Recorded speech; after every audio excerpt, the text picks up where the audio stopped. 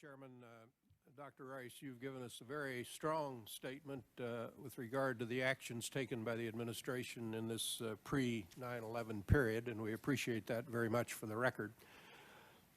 I want to call to your attention some comments and some events on the other side of that question and give you an opportunity to respond. You know very well that the Commission is focusing on this whole question of what priority did the Clinton administration and the Bush administration give to terrorism. The President told Bob Woodward that he did not feel that sense of urgency. I think that's a quote from his book, or roughly a quote from Woodward's book. The Deputy Director for Central Intelligence, Mr. McLaughlin, told us that he was concerned about the pace of policymaking in the summer of 2001, given the urgency of the threat. The Deputy Secretary of State, Mr. Armitage, was here and expressed his concerns about the speed of the process. And if I recall his comment, it is, we weren't going fast enough. I think that's a direct quote. There was no response to the Cole attack in the Clinton administration and none in the Bush administration. Your public statements focused largely on China and Russia and missile defense. You did make comments on terrorism, but they were connected, the link between terrorism and the rogue regimes like North Korea and Iran and Iraq. And by our count here, there were some 100 meetings by the national security principals before the first meeting was held on terrorism, September 4th. And General Shelton, who was chairman of the Joint Chiefs, said that terrorism had been pushed farther to the back burner. Now, this is what we're trying to assess. We have your statements, we have these other statements, and I know, as I indicated in my opening comments, how difficult the role of the policymaker is and how many things press upon you. But I did want to give you an opportunity to comment on some of these other matters. Thank you very much, Mr. Chairman. Let me begin with the Woodward quote, because that has gotten a lot of press, and I actually think that the quote put in context gives a very different picture.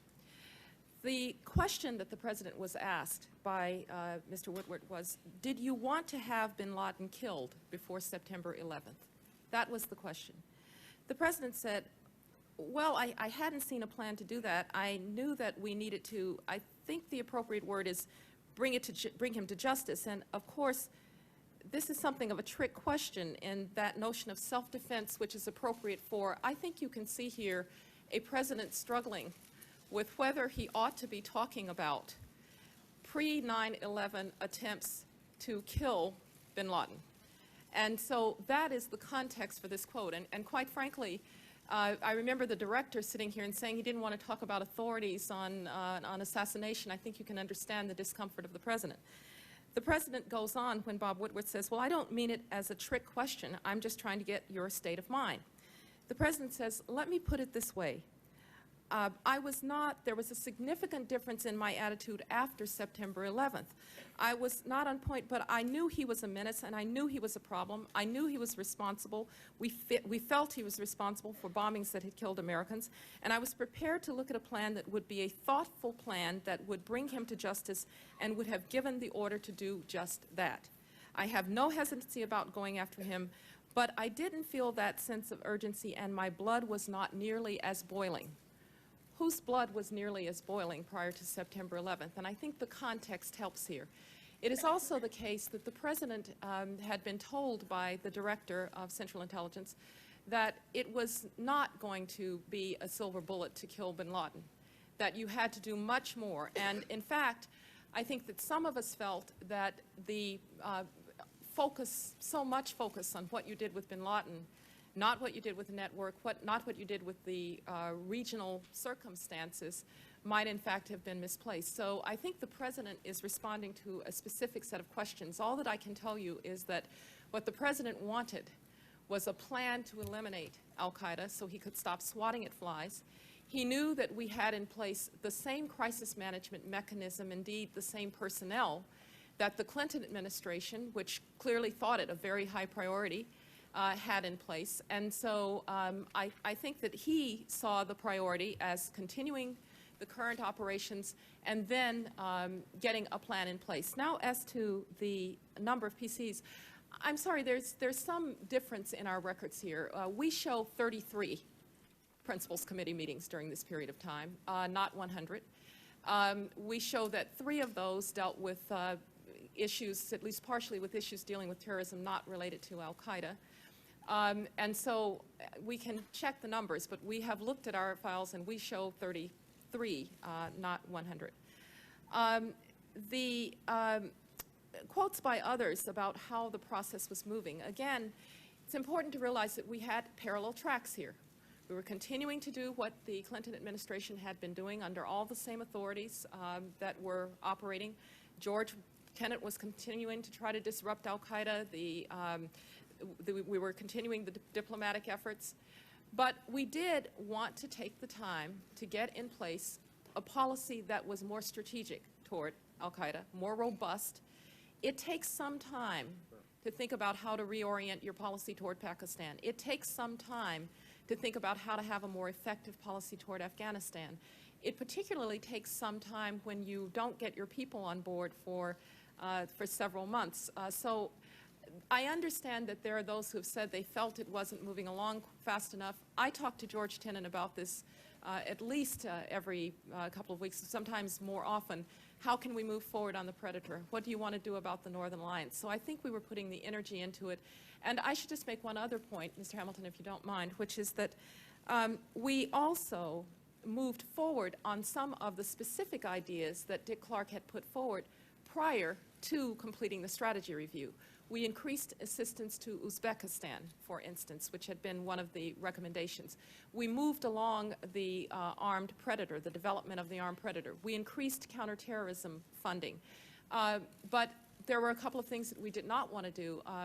I'm now convinced that while nothing that in this strategy would have done anything about 9/11, if we had in fact moved on the things that were in the original memos that we got from our counterterrorism people, we might have even gone off course because it was very Northern Alliance focused. That was going to cause a huge problem with Pakistan.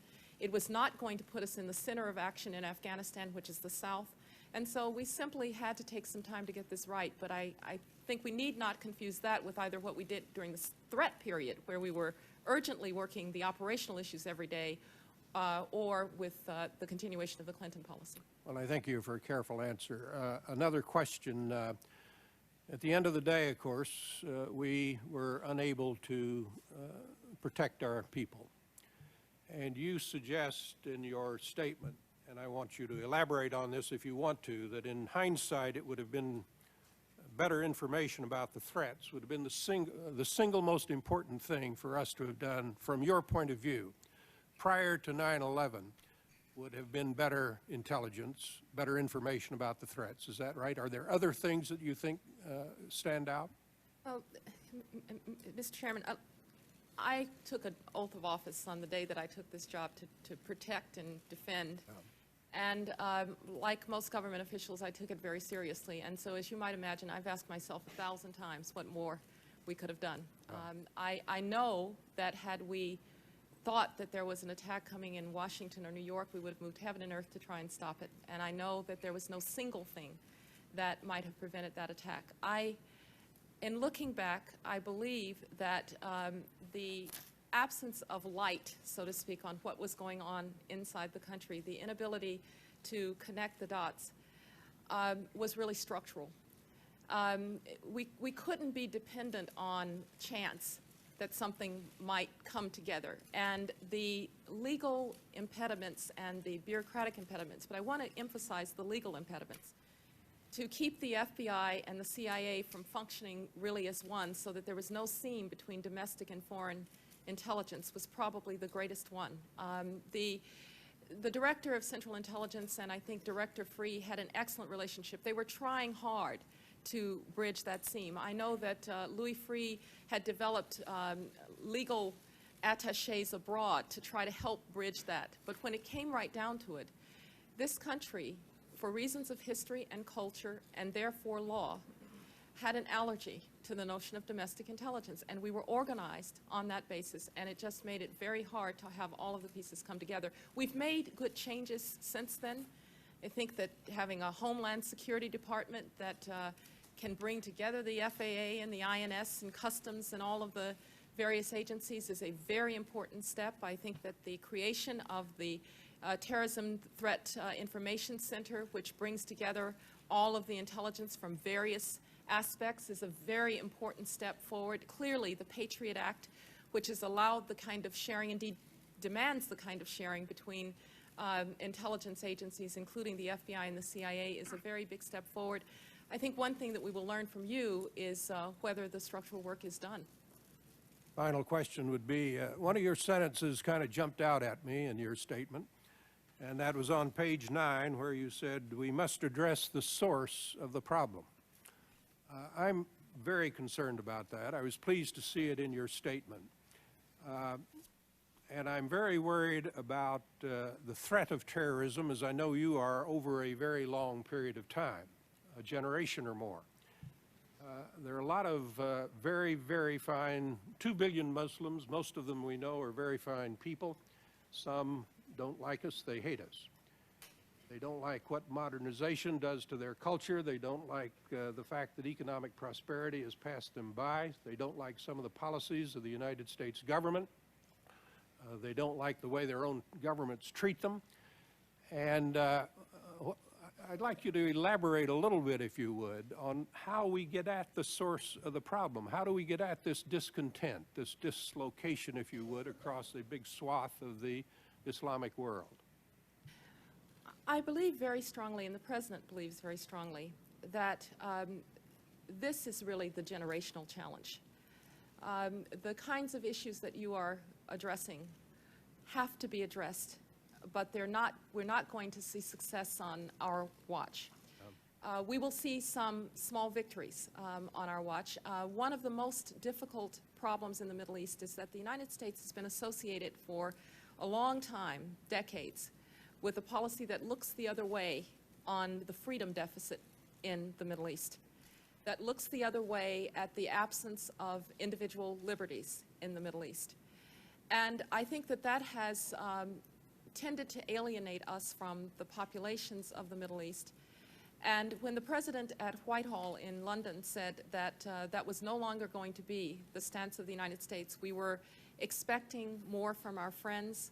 We were going to try and engage those in those countries who wanted to have a different kind of Middle East. I believe that he was resonating with trends that are there in the Middle East. There are reformist trends in places like Bahrain and Jordan. And recently there was a marvelous conference in Alexandria in Egypt where reform was actually on the agenda. So it's going to be a slow process. We know that the building of democracy is tough. It doesn't come easily. We have our own history. You know, when our founding fathers said we the people, they didn't mean me. It's taken us a while to get to a multi-ethnic democracy that works. But if America is avowedly values-centered in its foreign policy, we do better than when we do not stand up for those values. So I think that it's going to be very hard. It's going to take time. One of the things that we've been very interested, for instance, in is issues of educational reform in some of these countries. As you know, the madrasas are a big difficulty. I've met myself personally 2 or 3 times with the Pakistani, wonderful woman who's the Pakistani education minister. We can't do it for them. They have to do it for themselves, but we have to stand for those values. And over the long run, we will change, I believe we will change the nature of the Middle East, particularly if there are examples that this can work in the Middle East. And this is why Iraq is so important. The Iraqi people are struggling to find a way to create a multi-ethnic democracy that works. And it's going to be hard. And if we stay with them, and when they succeed, I think we will have made a big change. They will have made a big change in the middle of the Arab world, and we will be on our way to addressing the source.